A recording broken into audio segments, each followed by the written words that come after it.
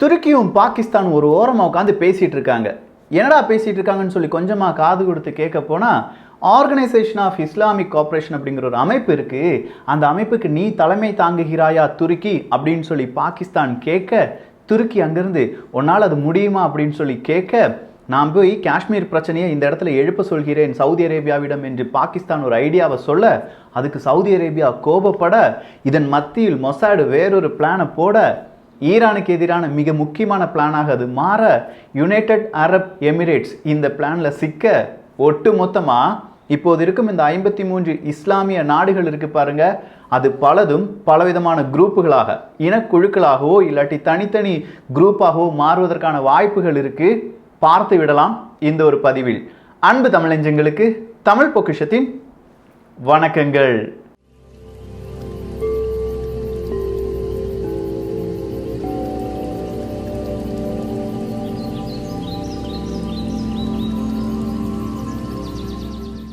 முதல்ல சொன்ன மாதிரி தான், துருக்கியும் பாகிஸ்தானும் ஒரு ஓரமாக உட்காந்து பேசிகிட்டு இருக்கும்போது அங்கேருந்து சவுதி அரேபியா என்னப்பா அங்கே சத்தம் அப்படின்னு சொல்லி கேட்க, பாகிஸ்தான் சும்மா பேசிகிட்டு இருக்கோன்னு சொல்லிட்டு இருந்தாங்க.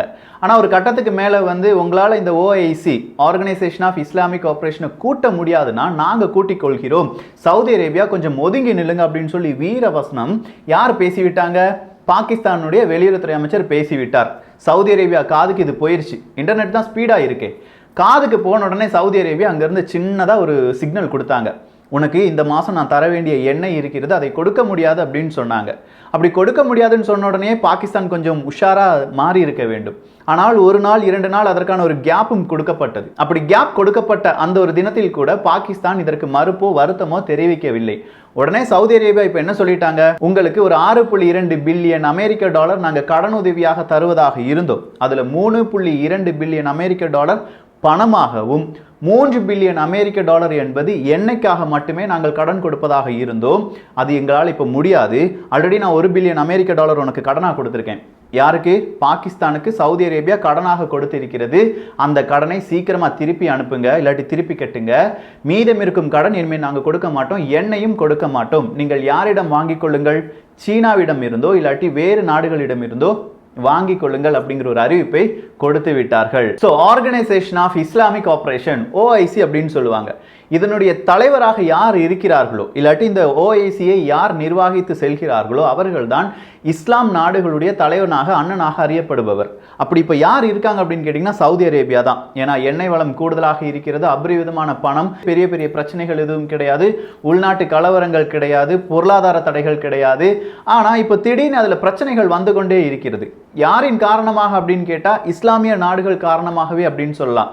குறிப்பாக துருக்கி, பாகிஸ்தான், மலேசியா இந்த 3 நாடுகள் சவுதி அரேபியாவினுடைய இந்த ஒரு அந்தஸ்தை கொஞ்சமாக சுரண்டி பார்க்கிறார்கள். அப்படி சுரண்டி பார்க்கும் அந்த ஒரு தருவாயில் தான் மலேசியா, துருக்கி, பாகிஸ்தான் சேர்ந்து உலக அளவில் இருக்கும் இஸ்லாமியர்களுக்காக ஒரு ரேடியோவை தொடங்க போகிறோம் அப்படின்லாம் ஒரு அறிவிப்பை கொடுத்தாங்க.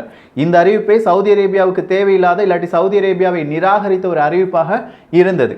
இப்போ சவுதி அரேபியா தனியாக செல்ல நினைக்கிறது.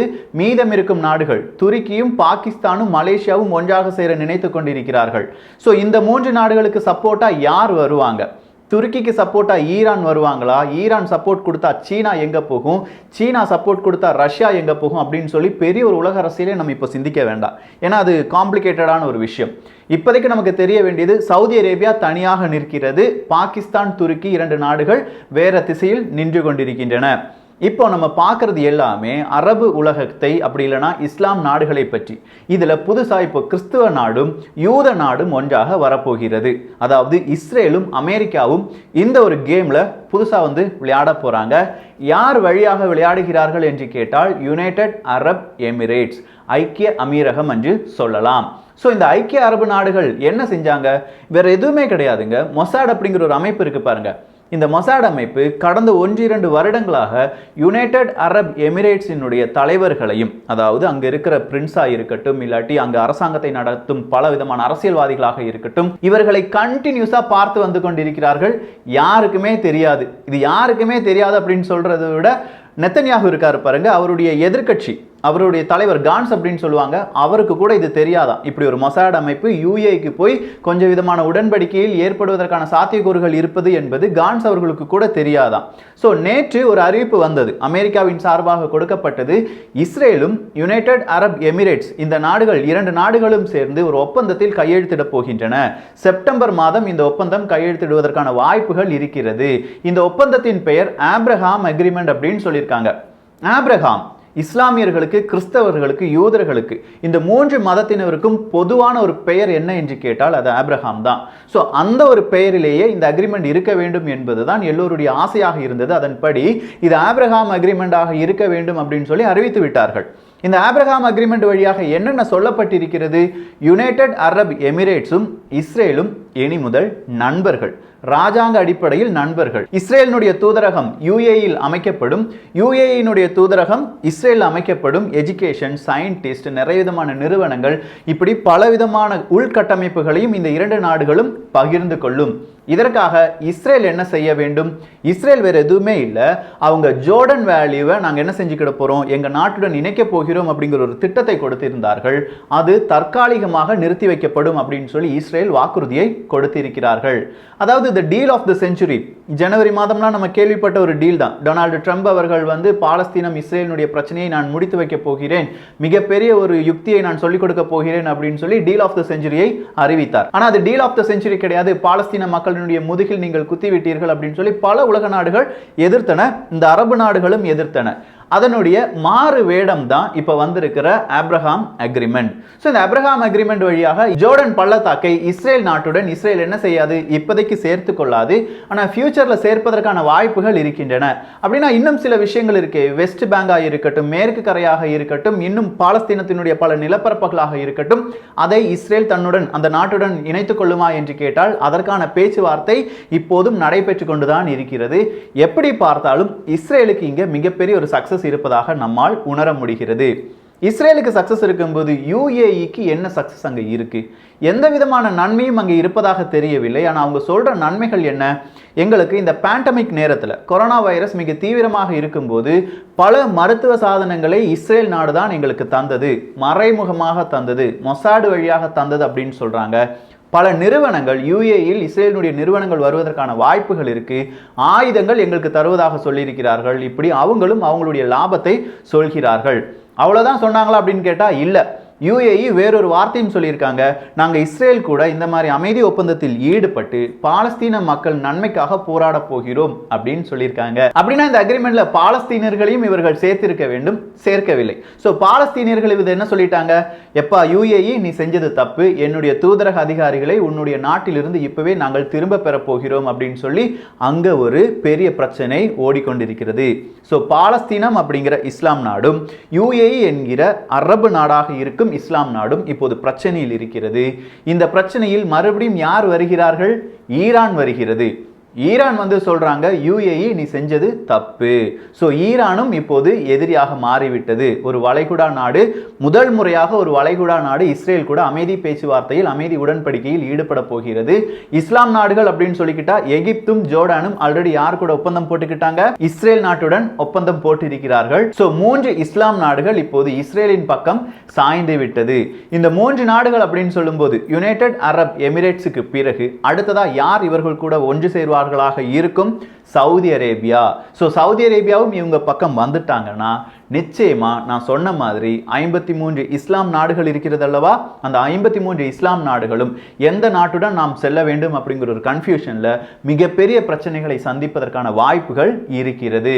மறுபடி இந்த ஒரு பிரச்சனையை மையமாக வைத்து பலவிதமான இனக்குழுக்கள் தீவிரவாதிகளாக இங்கே சித்தரிக்கப்படுவதற்கான வாய்ப்புகளும் அதிகமாக இருக்கின்றன. ஆனா இந்த ஒரு தீவிரவாதம் ரொம்ப வித்தியாசமா இருக்க போகுது. இவ்வளவு நாள் நம்ம பார்த்துட்டு இருந்த தீவிரவாதம் மாதிரிலாம் கிடையாது. இஸ்லாம் நாடுகளே இஸ்லாம் நாடுகளுக்கு எதிராக இருக்கும் ஒரு விதமான பிரச்சனையாக மாற்றப்படும். அந்த பிரச்சனையை நாங்கள் தீர்த்து வைக்கிறோம் அப்படின்னு சொல்லி பல நாடுகள் அவங்களுக்கான ஒரு அம்பையராவோ இல்லாட்டி ஒரு நடுவராகவோ நின்று எங்க நாட்டுடன் நீங்க இந்த மாதிரியான விஷயங்களை செய்து கொண்டீர்கள் என்றால் உங்களுடைய பிரச்சனை தீர்த்து வைக்கப்படும் என்று பல நாடுகளும் இங்கே வேட்டையாடப்படும். இதற்கெல்லாம் முதல்ல ஒரு பிளோட்டை போட்டு இருந்தாங்க. சிரியா பிரச்சனை, அடுத்ததா லெபனன் பிரச்சனை, லிபியா பிரச்சனை, அப்படி இப்படின்னு சொல்லி ஈராக் ஈரான் பிரச்சனை இப்படின்னு சொல்லி பார்க்க போனா அரபுலகமும் இஸ்லாம் நாடுகளும் மிகப்பெரிய பிரச்சனையில் இருப்பதை நம்மால் உணர முடிகிறது. சோ மொசாட் அப்படிங்கிற அமைப்பால் இவ்வளவு பெரிய விஷயங்களை செய்ய முடியுமா, அதுவும் யாருக்கும் தெரியாமல் இதை செய்திருக்கிறார்களே அப்படின்னு சொல்லும் போதுதான் மொசாடினுடைய அந்த ப்ரீவியஸ் எபிசோட்லாம் கேட்டவங்களுக்கு மொசாட் இதுவும் செய்யும் இதுக்கு மேலேயும் செய்யும் என்பதை உணர முடியும். அடுத்ததா இதன் வழியாக அமெரிக்காவுக்கு என்னென்ன லாபங்கள் இருக்க போகிறது. போன மாதத்துல ஈரானுடைய அணு உலையில் ஏதோ ஒரு பிரச்சனை, அங்க தீ விபத்து வந்து விட்டது அப்படின்னு சொன்னாங்க. அணு ஆயுதத்தை செய்கிறோம் அப்படின்னு சொல்லி எந்த நாடு சொன்னாலும் இஸ்ரேலுக்கு அது பொறுக்கவே பொறுக்காது. அவங்க அங்க குண்டை போட்டுருவாங்க. 10 வருடம் 15 வருடத்திற்கு பிறகுதான் நாங்க தான் போட்டோம் அப்படின்னு வெளியில சொல்லுவாங்க. இதுதான் ஹிஸ்டரி நமக்கு சொல்லிக் கொடுப்பது. இதே மாதிரி ஈரான்லயும் ஒரு பிரச்சனை நடந்தது. ஈரான் இப்படி ஒரு பிரச்சனையை சொன்ன உடனே அமெரிக்கா சொன்னாங்க, நீங்க மறுபடியும் அணு ஆயுதத்தை தயாரிக்கிறீர்களா, உங்களுக்கு பொருளாதார தடையை விதிக்க போகிறோம் அப்படின்னு சொன்னாங்க. சோ இந்த பொருளாதார தடையாக இருக்கட்டும், அடுத்ததான் இந்த ஈரானும் சீனாவும் சேர்ந்து அவங்களுடைய நட்பை பாராட்டினார்கள். ஒரு 25 வருடத்திற்கான ஒப்பந்தம் என்பது போடப்பட்டது. இதனால் அமெரிக்கா எவ்வளவு பொருளாதார தடையை விதித்தாலும் ஈரானுக்கு சப்போர்ட் பண்றதுக்காக சீனா தயாராக இருப்பதால் சீனா, ஈரான், பாகிஸ்தான், துருக்கி போன்ற நாடுகள் இப்போது தனிமைப்படுத்தப்பட போகின்றன. இதை மையப்படுத்தி அமெரிக்கா ஈஸியா டொனால்டு ட்ரம்ப் அவர்கள் மிகப்பெரிய ஒரு அறிவிப்பை கொடுத்தார். இந்த அக்ரிமெண்ட்டுக்கு டொனால்டு ஜே ட்ரம்ப் அக்ரிமெண்ட் அப்படிதான் பெயர் போட விரும்பினேன். ஆனா வேற வழி இல்லாம ஆப்ரஹாம் அக்ரிமெண்ட் அப்படிங்கிற ஒரு பெயர் போட்டிருக்கிறோம். ஆனால் வரும் காலம் இதை பற்றி மிக சிறப்பாக பேசும். என்னுடைய ஆட்சி காலத்தில் நான் செய்த மிகப்பெரிய ஒரு நல்ல விஷயம் இதுதான் அப்படின்னு சொல்லியிருக்காங்க. நிச்சயமாக இதை வைத்து அங்கே ஒரு அரசியல் மாற்றம் வருவதற்கான வாய்ப்புகள் கூட இருக்கிறது. ஏன்னா டொனால்டு ட்ரம்ப் அவர்களை பாராட்டி ஜோ பிடன் கூட இன்னைக்கு ஒரு ட்வீட்லாம் போட்டிருக்காரு. இஸ்ரேல் UAE இந்த ஒரு கூட்டு முயற்சி என்பது வரலாற்றில் மிக முக்கியமான நடவடிக்கையாக பார்க்கப்படும் அப்படின்னு சொல்லியிருக்காங்க. பல நாடுகளை சேர்ந்த தலைவர்களும் இதற்கு ஓகே சொல்லியிருக்காங்க. ஜெர்மனி, UK, பிரான்ஸ் அப்படிங்கிற பல நாடுகள், world bank, world health organisation எல்லாருமே ஓகே சொல்லிட்டாங்க. ஸோ இது டொனால்டு ட்ரம்ப் அவர்களுக்கு மிகப்பெரிய ஒரு பாசிட்டிவாக பார்க்கப்படுகிறது. இதுல இன்னொரு பாசிட்டிவ் எங்கிருந்து வரும் அப்படின்னு கேட்டீங்கன்னா, வர்ற செப்டம்பர் அக்டோபர் மாதம் ஈரான் கூட ஏதாவது ஒரு சண்டைக்கு போய் அப்படியே ஈரானை மறுபடியும் பொருளாதார தடைகள் எல்லாமே விதித்து விட்டார்கள் என்றால் நிச்சயமா அமெரிக்கர்கள் மத்தியில் ஈரானுக்கு எதிரான ஒரு கொந்தளிப்பும் இருக்கிறது, சீனாவுக்கு எதிரான ஒரு கொந்தளிப்பும் இருக்கிறது. அதை வைத்து அங்கே ஓட்டரசியலையும் செய்து விடலாம். ஆனா எது எப்படி இருந்தாலும் இந்தியாவுக்கு எதிராக ஒரு கூட்டணி இருந்ததுங்க. அதான் அந்த பாகிஸ்தான், துருக்கி போன்ற அந்த கூட்டணிக்கு இது மிகப்பெரிய ஒரு இழப்பாகத்தான் இருக்க போகிறது. வரும் காலங்களில் இந்த உலக அரசியலில் பலவிதமான மாற்றங்கள் நடக்கலாம். எது நடந்தாலும் கொஞ்சம் உன்னிப்பாக கவனிப்போம். இந்திய நாட்டுக்கு யாராவது எச்சரிக்கை தர நினைத்தார்கள் என்றால் அவர்களுக்கு கடவுளோ இல்லாட்டி இந்த உலக அரசியலின் திருப்பங்களோ பலவிதமான எச்சரிக்கைகளையும் பகீர் திருப்பங்களையும் தந்து கொண்டுதான் இருக்கிறது. பார்க்கலாம் இந்தியாவின் எதிர்காலமும் இந்தியாவை எதிர்க்கும் நாடுகளுடைய எதிர்காலமும் எப்படி இருக்க போகிறது என்று. இந்த ஒரு காணொளி பற்றிய உங்களுடைய கருத்துக்கள் இங்கே வரவேற்கப்படுகின்றன. எல்லோரும் தமிழ் பொக்கிஷத்தில் இணைந்திருங்கள். தமிழ் பொக்கிஷம் சேனலை சப்ஸ்கிரைப் செய்யாத தோழர்கள், தோழிகள் தயவு செஞ்சு சப்ஸ்கிரைப் பண்ணிக்கோங்க. நல்லதை பகிர்ந்து நல்ல சமுதாயத்தை உருவாக்குவோம். நன்றி, வணக்கம்.